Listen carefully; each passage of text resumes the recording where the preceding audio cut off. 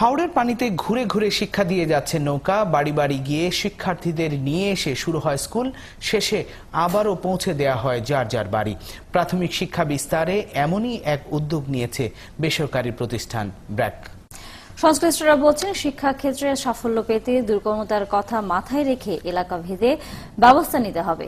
শামীম আল আমিনের ধারাবাহিক প্রতিবেদনের আজ থাকছে শেষ পর্ব। ক্যামেরায় ছিলেন আলী হোসেন রিপন।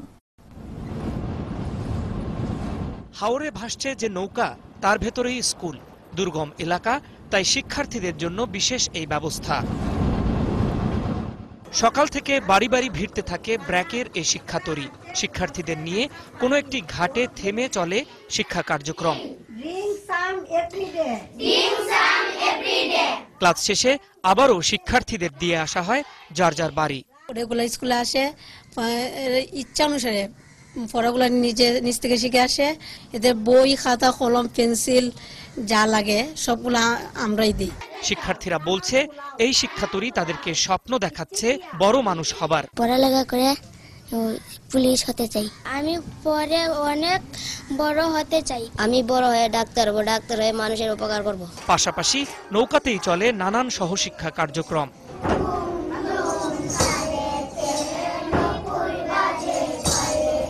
হাওরের মতো এমন প্রত্যন্ত এলাকায় এ ধরনের ব্যতিক্রমী উদ্যোগ দরকার বলে মনে করছেন সংশ্লিষ্টরা। আর সেজন্য কেবল বেসরকারি উদ্যোগ নয়, দরকার সরকারের পৃষ্ঠপোষকতাও। দুর্গম এলাকায় সামাজিক বাধা দূর করার মধ্য দিয়ে প্রাথমিক বিদ্যালয়ে ভর্তির হার বাড়াতে রিশেপ নামে একটি প্রকল্প চালাচ্ছে ব্র্যাক। সুনামগঞ্জের শাল্লা এবং সিলেটের কোম্পানিগঞ্জে চলছে এই প্রকল্প। যেই জায়গাগুলি এখনো মূলধারা পৌঁছাতে পারছে না, আমরা সেই জায়গাগুলিতে পৌঁছাচ্ছি। তো একটা হচ্ছে এসব পিছিয়ে পড়া জনপদ, কঠিন ভৌগোলিক অবস্থানের জনপদ। আরেকটা হচ্ছে যেসব শিক্ষার্থী জ্বরে পড়ছে, আমরা তাদেরকে রিচ করার চেষ্টা করি।